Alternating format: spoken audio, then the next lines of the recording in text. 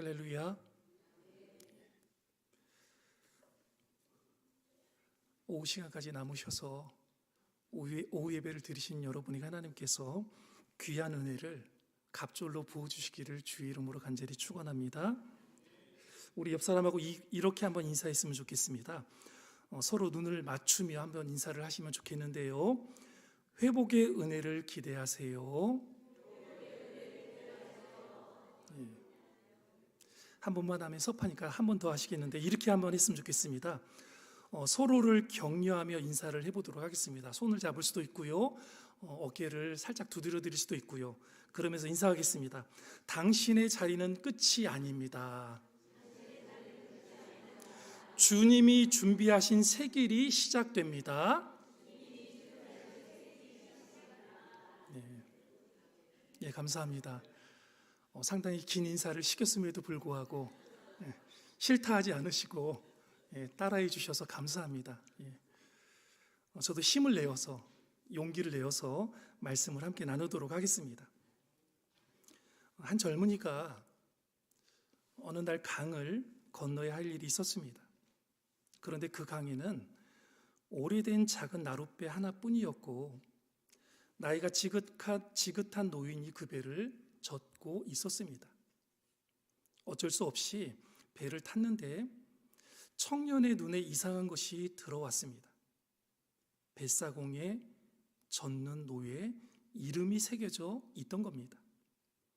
한쪽 노예는 믿음, 다른 한쪽 노예는 행위라고 이렇게 젓는 노예에다가 딱 이름을 새겨 놓았습니다. 청년이 묻습니다. 노인장, 왜 이런 이름을 젓는 노예에 새겨 놓으셨습니까? 그때 뱃사공이 이렇게 말합니다. 젊은이, 한쪽 노만 저으면 배가 빙빙 돌 뿐 앞으로 가지 않습니다. 두 쪽을 함께 저어야 비로소 앞으로 나아가지요. 인생도 제가 살아보니까 그런 것 같습니다. 믿음만 있고 행함이 없으면 그 자리에 맴돌고 행함만 있고 믿음이 없으면 엉뚱한 데로 가게 되지요. 두 가지가 함께 갈 때 비로소 바른 길로 나아가게 되기 때문에 이렇게 적어 놓았습니다. 그렇습니다, 여러분. 우리의 믿음도 균형이 필요합니다. 마치 자동차의 휠 얼라이먼트처럼 틀어진 신앙은 방향을 잃고 맙니다. 믿음이 없는 선행은 단지 인간의 선한 의지일 뿐 구원의 힘이 없습니다. 반대로 행함이 없는 믿음은 공허한 말장난으로 끝나게 되는 것입니다. 그래서 야고보 사도는 이렇게 말했습니다. 야고보서 2장 17절에 우리가 잘 아는 말씀 있지요. 행함이 없는 믿음은 죽은 믿음이다라고 그렇게 말했습니다. 성도 여러분, 오늘 본문 속 예수님의 행하심을 찬찬히 들여다보면 무엇을 들여다보면요? 예수님의 행하심을 들여다보면 우리 안에 이런 질문이 생깁니다. 도대체 무엇이 문제인가? 이런 질문을 가지고 말씀을 함께 보도록 하겠습니다. 첫 번째, 오늘 말씀 요한복음 5장 1절에서 9절에 오랜 고통에서 풀려난 병자에 대한 이야기가 먼저 나오고 있습니다. 유대인의 명절이 되자 예수님께서 어디로 올라가셨습니까? 예루살렘으로 올라가셨습니다. 수많은 사람들이 북적이는 그 성 안, 예수님의 발걸음은 베데스다라 불리는 연못가로 향합니다. 그곳은 은혜의 집이라는 이름을 가졌지만 정작 은혜라고는 찾아보기 어려운 곳이었습니다. 그곳엔 병든 자들, 눈먼 자들, 다리 저는 자들, 그리고 소망을 잃은 자들이 물가 주변에 누워 있었습니다. 그들 모두는 한 전설 같은 이야기 하나에 매달려 있었지요. 어떤 이야기입니까? 어느 날 천사가 내려와 물을 움직이면 그때 가장 먼저 들어간 사람은 어떻게 된다? 낫게 된다라는 이야기였습니다. 그 이야기는 희망이 아니라 냉정한 경쟁이었고요. 몸이 아프신 분들이 경쟁을 해야 되는 경쟁이었습니다. 선착순만이 살아남는 무정한 기다림이었습니다. 그들 중에 한 사람이 있었습니다. 무려 38년을 병으로 앓고 있던 사람입니다. 여러분 생각해 보십시오. 38년이면 그때 당시 사람의 연수가 얼마 못 되니, 기껏해야 50, 60이면 다 돌아가시는 나이시니 38년이면 거의 한 세대를 넘기는 시간입니다. 그는 삶과 병이 한 덩어리처럼 뒤엉켜 고통이 곧 일상이 되고 고독이 친구처럼 곁에 머물렀을 것입니다. 여러분, 1년을 혼자 지내는 것도 너무나 고통스러운 일인데 무려 몇 년을 혼자 그렇게 지냈다고요? 38년을 그렇게 고독과 괴로움과 친구 삼아 지냈다라는 것입니다. 처음엔 그도 나으리라는 희망이 있었겠지요. 하지만 시간이 흐르며 그는 스스로를 포기했을지도 모릅니다. 누군가가 물가로 데려다 주기를 기다리지만 정작 그를 먼저 데려다 줄 리는 아무도 없었습니다. 움직이는 물은 늘 있었지만 자신을 건져줄 손은 없었던 그 사람. 그의 삶은 마치 누구의 손길도 닿지 않는 외로운 섬 같았을 것입니다. 바로 그 사람에게 예수님이 다가오셨습니다. 그리고 그를 유심히 바라보셨습니다. 그저 눈으로 바라보는 것이 아니라 그의 인생을 꿰뚫어 보시며 그 오랜 세월의 외로움과 상처를 함께 예수님은 느끼셨습니다. 주님의 눈길은 날카로운 진단이 아니라 따뜻한 자비였습니다. 그리고 조용히 그러나 깊이 있게 묻습니다. 내가 낫고자 하느냐? 여러분, 이 질문은 단순히 병을 고치고 싶은지를 묻는 말씀이 아닙니다. 너의 절망의 시간을 내가 알고 있다. 너의 고통을 내가 안다. 나는 너를 무너뜨리는 그 무력감까지도 함께 짊어지고자 한다. 그런 깊은 마음이 담긴 주님의 음성인 것입니다. 예수님은 단지 병을 고치는 분이 아니라 무너진 자아를 다시 일으키시고 잃어버린 소망을 다시 붙들어 주시는 분이십니다. 예수님은 그런 분이십니다.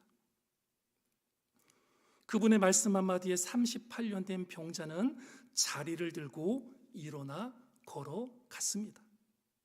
그것은 단순한 육체의 회복이 아니었습니다. 그는 다시 사람이 되었습니다. 사람 대접받지 못하고 방치되어 살아온 시간 속에서 그는 예수님의 손길을 통해 다시 사랑을 받는 존재로 소망을 품는 사람으로 일어선 것입니다. 성도 여러분, 우리도 때때로 38년 된 병자처럼 살아갑니다. 깊은 절망의 웅덩이에서 빠져나오지 못하고 희망을 잃고 고통에 익숙해져 버린 삶, 마치 삶은 흘러가는데 내 자리는 멈춰버린 듯한 느낌, 세상이 변화해도 내 현실은 바뀌지 않는 것 같은 그 무력감, 우리는 지금 병자처럼 살고 있는지도 모릅니다. 요즘 한국 사회를 살아가는 우리 성도님들의 삶도 얼마나 고단합니까? 얼마나 힘이 듭니까? 경제는 팍팍하고요, 인간관계는 삭막하고요, 미래는 불안하기만 합니다. 몸보다 마음이 먼저 아프기 시작하고요, 눈앞의 현실보다 마음속 절망이 더 무겁게 다가오는 때가 더 많은 요즘입니다. 그런 우리에게 오늘도 예수님은 조용히 다가오셔서 묻고 계십니다. 내가 낫고자 하느냐? 그 무거운 현실에서, 그 깊은 상처에서 내가 정말 회복되기를 원하느냐? 주님의 질문은 단순한 위로가 아니라 새 길을 여는 초대입니다. 우리의 굳어버린 시간 속에 마른 뼈와 같은 감정 속에 주님은 오늘도 생명의 숨결을 불어넣고 계십니다. 그리고 말씀하십니다. 일어나 내 자리를 들고 걸어가라. 주님은 오늘도 고치십니다. 육신의 병도, 마음의 상처도, 인생의 절망도, 그 무엇도 예수님의 능력 앞에서는 불가능이 아닙니다. 출애굽기 15장 26절에 하나님 말씀하셨지요. 내가 너를 치료하리라. 여호와 라파, 우리의 하나님은 절망과 고통, 육신의 질병에 걸린 우리를 치료하시는 하나님 아버지이십니다. 할렐루야, 아멘. 이 약속의 말씀을 믿으시고 붙드시고 지금 이 자리에서 주님의 은혜 앞으로 나오시기를 축복합니다. 여러분이 지금 어떤 자리에 있든 예수님은 이미 당신 곁에 서 계십니다. 그리고 조용히 말씀하고 계십니다. 이제는 일어나 걸어가라. 나는 내게 새 삶을 주기 위해서 이 땅에 왔다. 둘째로 오늘 말씀 10절에서 18절 말씀에 보니 해묵은 율법주의에 사로잡힌 유대인들에 대한 이야기가 나오고 있습니다. 오늘 본문에 나와 있는 유대인들은요, 해묵은 율법에 사로잡혀서 아무것도 분간을 하지 못하는 사람들이었습니다. 예수님의 이제는 일어나 걸어가라 라고 말씀하시는 그 말씀 뒤에 문제는 그 뒤에 일어났습니다. 병자가 자리를 들고 걸어가자 유대인들이 뭐라고 했습니까? 안식일에 자리를 들고 가는 것은 율법에 어긋난다라고 꾸짖습니다. 그들은 38년 된 병자의 치유에는 관심이 없었습니다. 기적은 보지 못하고 규칙만 바라보고 있는 사람들입니다. 얼마나 마음이 냉랭합니까? 말씀을 마음에 담기보다는 규정과 관습에 갇혀 있는 그들의 모습에서 우리는 우리 자신의 그림자를 보게 됩니다. 신앙생활을 오래 했지만 마음은 점점 완고해지고 은혜보다 형식에 더 익숙해진 우리의 모습들 말입니다. 예수님은 고침받은 사람에게 경고하십니다. 더 심한 것이 생기지 않게 다시는 죄를 범하지 말라. 죄에서 돌아서지 않으면 영혼이 더 깊은 병에 걸릴 수 있다라는 말씀입니다. 그런데 이 사람, 주님께 받은 은혜를 간직하기는커녕 유대인들에게 일부러 찾아가 자기를 고친 이가 누구라고 고발을 했습니까? 예수라고 고발하고 있습니다. 얼마나 배은망덕한 일입니까? 여러분, 구원을 은혜로 받았거든 감사함으로 살아야 하지 않겠습니까? 율법주의에 갇힌 이들처럼 되지 맙시다. 여러분이 받은 은혜를 누군가에게 나누는 삶, 그것이 참된 새 시대의 백성의 모습인 것입니다. 셋째로, 오늘 말씀 속에서 예수님의 능력과 정체성을 우리는 발견해 볼 수 있습니다. 예루살렘 성안 베데스다라는 목가에는 5개의 행각이 있다라고 기록되어져 있습니다. 그 행각 아래엔 세월을 기다리는 사람들이 있었지요. 그들은 물이 움직이기를 기다리며 자신의 삶도 함께 움직여지기를 고대했습니다. 하지만 그 기다림은 지치고 무너진 소망 위에 놓인 침상처럼 차갑고 고요하기만 했습니다. 그런데 그곳에 예수님이 오셨습니다. 그분은 오랜 세월 38년을 병으로 살아온 한 사람에게 다가가셨습니다. 그리고 그에게 묻습니다. 내가 낫고자 하느냐? 그 물음은 단지 병의 회복을 위한 질문이 아니었지요. 그의 꺼져버린 의지, 무너진 자존감, 잃어버린 인간다움까지 다시 일으켜 세우시는 존엄한 생명의 부르심이었습니다. 말씀은 곧 능력입니다. 믿으십니까? 말씀은 곧 능력입니다. 우리 한 번만 따라 하실까요? 말씀은 능력이다. 아멘. 사람이 말해도 그 사람의 마음과 인격이 담겨 있다고 합니다. 그런데 예수님의 말씀에는 하나님의 권세와 사랑이 함께 담겨 있습니다. 예수님의 말씀은 병자를 일으켰고 죽은 자를 살리셨으며 풍랑을 잠잠케 하셨습니다. 그분의 입에서 나오는 한마디 한마디는 마른 뼈가 살아나 군대가 되는 것처럼 절망의 심령의 생명의 숨결을 불어넣는 능력의 말씀, 생명의 말씀이었습니다. 그리고 그 말씀이 이렇게 선포됩니다. 내 아버지께서 이제까지 일하시니 나도 일한다. 내 아버지께서 이제까지 일하시니 나도 일한다. 한 번만 더 따라 하실까요? 내 아버지께서 이제까지 일하시니 나도 일한다. 여러분, 그렇습니다. 우리가 왜 하나님의 일을 이렇게 힘들고 어려운데도 감당하고 있습니까? 왜 그렇습니까? 내 아버지께서 이제까지 일하시니 누구도 일한다고요? 나도 일한다. 나도 일한다. 아버지께서 지금까지 일하고 계시니 나도 일한다. 이런 마음이 하나님께서 우리에게 주시는 마음입니다. 이는 단지 하나님의 사역에 동참한다는 말이 아닙니다. 그는 자신의 정체성을 드러내셨습니다. 하나님의 아들, 신성을 지니신 분, 우리와 같은 인간의 몸을 입고 오셨지만 하늘의 권세를 지니신 분, 그분이 바로 예수 그리스도이십니다. 여러분, 그 말씀이 지금 여기에도 살아 움직이는 줄로 믿습니다.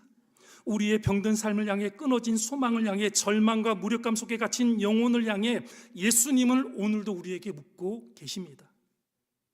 내가 낫고자 하느냐? 그 물음은 단지 치유를 넘어 변화와 새로운 시작을 향한 부르심입니다. 예수님은 고장난 인생을 수리하시는 분이시고 끊어진 소망을 다시 있게 하시는 분이십니다. 그분은 단지 과거에 있었던 위인이 아니라 지금 여기에 우리를 만나주시는, 지금 이곳에서 우리와 함께 하시는 살아계신 하나님이신 줄로 믿습니다. 할렐루야, 아멘. 예수님은 또한 이렇게 말씀하셨습니다. 누가복음 15장 7절에 죄인 하나가 회개하면 하늘에 무엇이 있다? 기쁨이 있다라고 말씀하셨습니다. 하늘의 기쁨은 우리가 변화될 때, 우리의 눈물이 회개의 눈물로 바뀔 때, 죽은 줄 알았던 영혼이 다시 살아날 때 터져 나오는 하늘의 기쁨인 것입니다. 오늘 여러분이 그 기쁨의 주인공이 되지 않으시겠습니까? 말씀은 살아있고 운동력이 있어 우리의 뼛속까지 찔러 쪼개며 새롭게 합니다. 그 말씀 앞에 무릎을 꿇을 때 우리는 다시 일어날 수 있습니다. 우리는 다시 살아날 수 있습니다. 아멘. 넷째로, 오늘 말씀을 통해서 새 시대에 속한 자들의 특징이 무엇인지 우리는 알게 됩니다. 인간의 역사는 우리가 잘 알고 있다시피 예수님이 오시기 전과 예수님이 오신 후로 나뉘고 있습니다. BC, AD 이렇게 나누고 있지요. 시대가 바뀌고 새로운 차원의 역사가 열린 것입니다. 누가 오시고 나서부터요?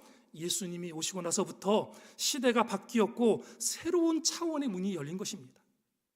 예수님은 38년 된 병자를 안식일에 고치심으로 구시대의 질서를 깨시고 새로운 시대가 열렸음을 친히 수많은 사람들에게 보여주셨습니다. 예수님이 가져오신 새로운 시대의 특징은 과연 어떤 것입니까? 먼저는 예수님이 가지고 오신 새로운 시대는, 새 시대에 속한 자들의 특징은 죄에서 벗어나 참 자유를 경험하는 시대입니다. 어디에서 벗어났다고요? 죄에서 벗어나 참 자유를 경험하는 시대입니다. 베데스가 연못가에 있던 38년 된 병자의 삶은 말 그대로 죽지 못해 사는 인생이었습니다. 그를 도와주는 사람은 아무도 없었고요. 다른 사람들이 치유되는 것을 고통스럽게 몇 년 동안 지켜보고 있었습니까? 38년 동안 다른 사람들이 치료받는 것만 지켜보고 있었습니다. 여러분, 이것도 얼마나 고통스러운 일이겠습니까? 한 해, 두 해도 아니고 무려 38년 동안 다른 사람들이 고침받는 것을 바라보고 있어야 됐던 그의 심정 말입니다. 그는 도저히 치료받을 수 없는 질병으로 고통과 절망 그리고 사람들에 대한 원망 속에 근근히 살아가고 있었습니다. 그러던 어느 날 예수님이 그에게 찾아오셨습니다. 예수님은 자리에서 일어나 침상을 들고 가라는 딱 한마디의 말씀으로, 두 마디도 아닙니다. 딱 한마디의 말씀으로 그를 온전하게 치유해 주셨습니다. 성경은 인간이 전적으로 타락한 존재이며 하나님의 심판 대상이라고 말씀합니다. 인간에게는 스스로를 구원할 어떤 능력도 눈꼽만큼도 없음을 우리는 잘 알고 있습니다. 마치 38년 된 병자의 비참한 상태처럼 인간은 반복해서 죄를 짓고 좌절하며 불안한 상태에 놓여 있었습니다. 그런데 예수님이 우리를 죄에서 구원하시고 자유를 주셨습니다. 예수님은 치유받은 자에게 다시 심한 병이 생기지 않도록 죄를 짓지 말라라고 말씀하십니다. 그의 질병이 어떤 죄와 연관되었음을 짐작해 볼 수 있습니다. 용서받고 치유받은 그에게 주님은 다시 죄 짓지 말 것을 명령하십니다. 이것은 우리를 향한 주님의 명령이기도 합니다. 우리는 주님이 이루신 죄사함과 영생의 새 시대를 살아가고 있습니다. 그러므로 옛 생활의 추하고 더러운 습관들을 벗어버리고 구원을 주신 하나님께 감사하며 거룩한 성도로 살아가는 것이 마땅함을 믿으시기를 바라겠습니다. 다음으로 새 시대에 속한 사람들의 특징은 사랑의 예수님이 왕으로 다스리는 시대를 산다는 것입니다. 사랑의 예수님이 왕으로 다스리는 시대를 살아가는 사람, 이 사람들이 새 시대에 속한 사람들의 특징이라는 것입니다. 예수님이 병자를 고치신 날은 언제였습니까?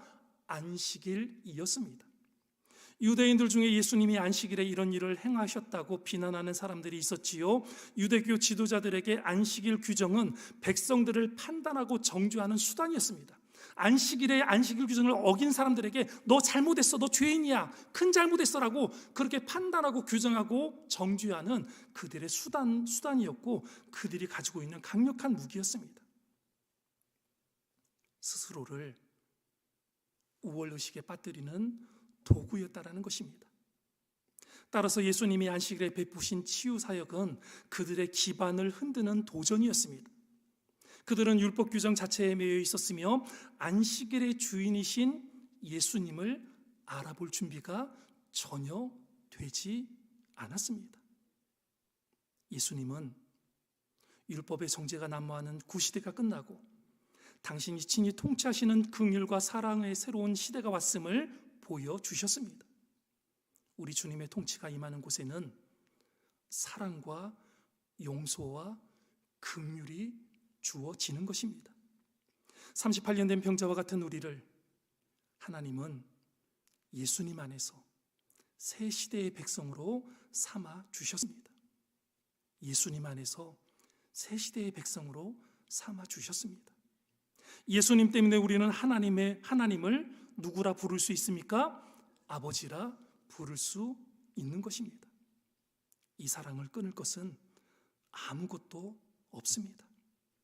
예수님은 우리가 누리고 있는 하나님의 사랑을 이웃들과 나누라고 말씀하십니다. 38년 된 병자와 같이 낙담과 좌절에 빠진 자들을 찾아가 그들을 섬기며 우리의 왕이신 예수님의 사랑을 보여주시기를 바랍니다. 예수님이 일하시니 나도 주님과 함께 일한다라고 주변 사람들에게 고백하시고 그들에게 하나님의 사랑을 전하시는 여러분들 되시기를 바랍니다. 예수님이 오시기 전 구시대는 죄와 율법이 지배하는 시대였습니다. 예수님이 이 땅에 오셔서 죄사함과 생명의 새로운 시대를 허락해 주셨습니다. 우리는 38년 된 병자와 같이 아무런 소망이 없는 존재들이었으나 하나님의 은혜로 그분의 자녀가 되었습니다. 그러므로 하나님이 예수 그리스도를 통해 주신 사랑과 긍휼로 이웃을 섬기시기를 바랍니다. 이것이 바로 하나님의 뜻입니다. 오늘 말씀을 통해 하나님이 마치 우리에게 이렇게 말씀하시는 것 같습니다. 우리 조용히 한번 눈을 감으시고 하나님이 말씀하시는 음성을 듣도록 하겠습니다. 사랑하는 내 자녀들아, 나는 너희가 38년 된 병자처럼 고통의 자리에 주저앉아 있을 때에도 너희를 외면하지 않았다. 사람들은 너를 잊었지만 나는 단 한 번도 너를 잊은 적이 없단다. 사람들이 너를 지나쳤을 때 나는 너를 바라보았고, 내가 아무 말 없이 눈물만 흘릴 때에도 나는 너의 마음 깊은 곳을 다 알고 있었다. 그래서 오늘 내가 너를 찾아온 것이다. 내가 너에게 묻는다. 내가 낫고자 하느냐? 이 나의 물음은 책망이 아니다. 이것은 너의 마음을 열고 내가 내 삶에 새 바람을 불어넣기 위한 나의 초대다. 나는 너를 고치기를 원한다. 나는 너를 일으켜 세우기를 원한다. 나는 너를 내 사랑의 길 위에 다시 걷게 하기를 원한다. 그러니 이제 그 자리에만 머물러 있지 말아라. 스스로 할 수 없다고 주저앉아 있지 말고 내가 너를 위해 준비한 생명의 길, 은혜의 길로 믿음을 가지고 걸어 나오거라. 나는 내 아버지다. 나는 너를 낳았고 너를 품고 있으며 지금도 너를 위해 일하고 있다. 이제는 내가 나의 손을 붙들고 다시 걸을 차례다. 고개를 들고 나를 바라보아라.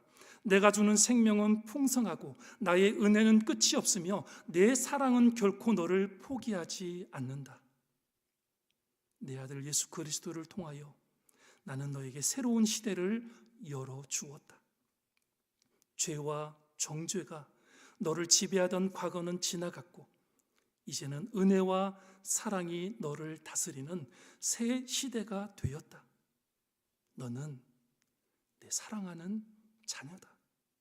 그러니 사랑하는 아들아, 사랑하는 딸아, 이제는 일어나 걸어가거라. 아멘. 이 하나님의 초대와 선포의 말씀에 저와 여러분이 꼭 응답하셔서 놀라운 주의 치료와 주의 구원이 우리에게 임하는 역사를 경험하게 되시기를 주의 이름으로 간절히 소원하고 축복합니다. 기도하시겠습니다. 사랑과 긍휼이 풍성하신 하나님 아버지, 오늘도 우리를 말씀 앞으로 불러주시고 베데스다 연못가에 홀로 누워있던 38년 된 병자처럼 절망의 자리, 기다림의 자리, 고독의 자리에 머물러 있던 우리를 친히 찾아와 주셔서 감사합니다. 주님, 우리가 더 이상 살아도 사는 것 같지 않는 그 자리에 머물러 있지 않게 도와주옵소서. 움직이는 물만 바라보다가 정작 우리 곁에 계신 예수님을 놓치지 않게 허락하여 주옵소서. 우리를 향해 내가 낫고자 하느냐 물으시는 주님의 눈빛과 음성 속에 담긴 사랑과 자비를 오늘 우리가 마음 깊이 새기며 살아갈 수 있도록 도와주옵소서. 주님, 우리는 스스로 일어설 힘도 나아갈 방향도 알지 못하지만 주님은 말씀 하나로 우리를 일으켜 세우시고 잃어버린 존엄과 생명의 길을 다시 열어주시는 분이심을 믿습니다.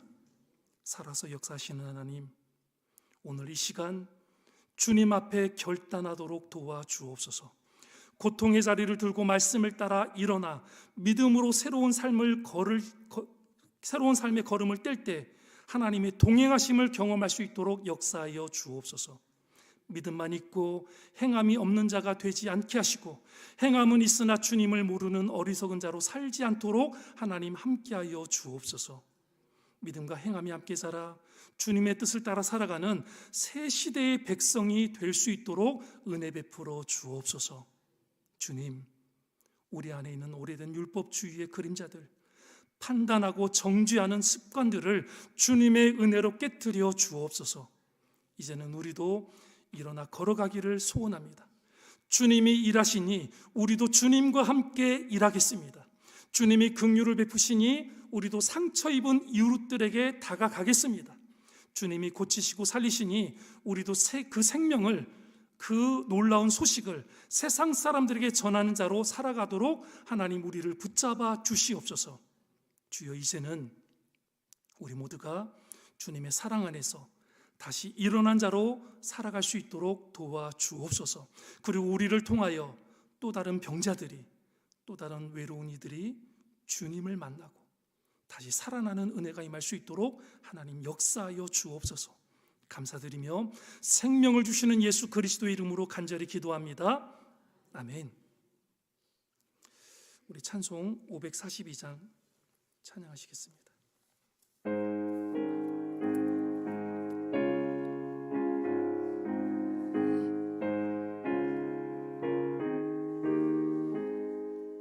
그 주 예수 의지함이 심히 기쁜 일일세. 영생 허락받았으니 의심할 주 없도다. 예수 믿는 것은 받은 증거만 도다. 예수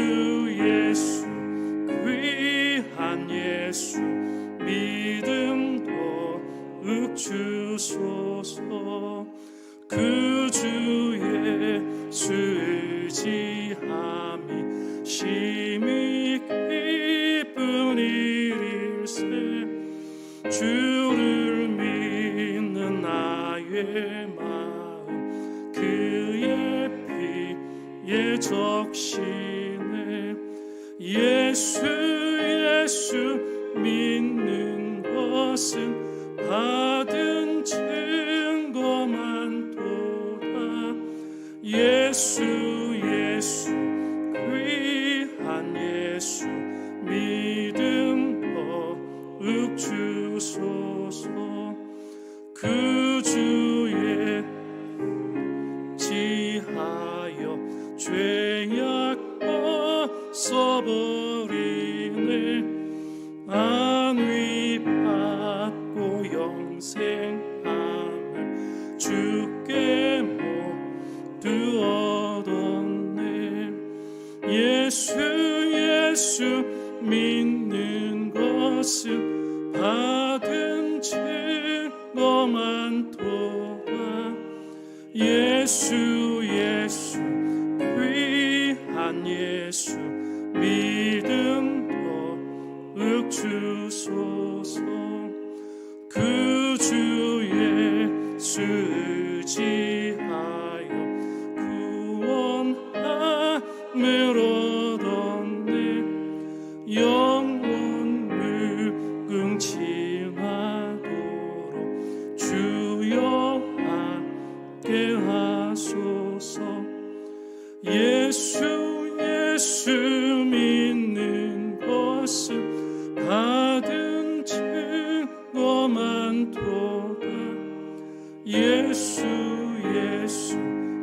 귀한 예수 믿음도 읊주소서. 아멘. 축복합니다.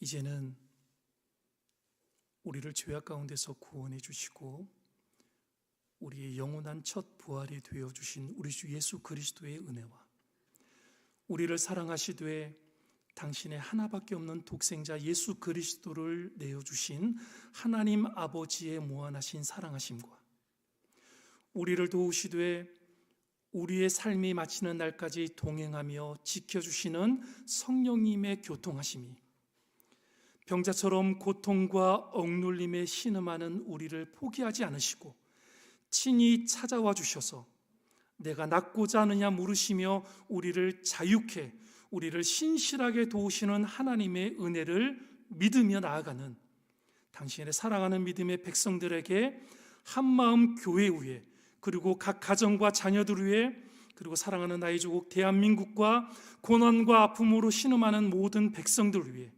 이제로부터 영원토록 함께 있기를 간절히 축원하옵나이다. 아멘.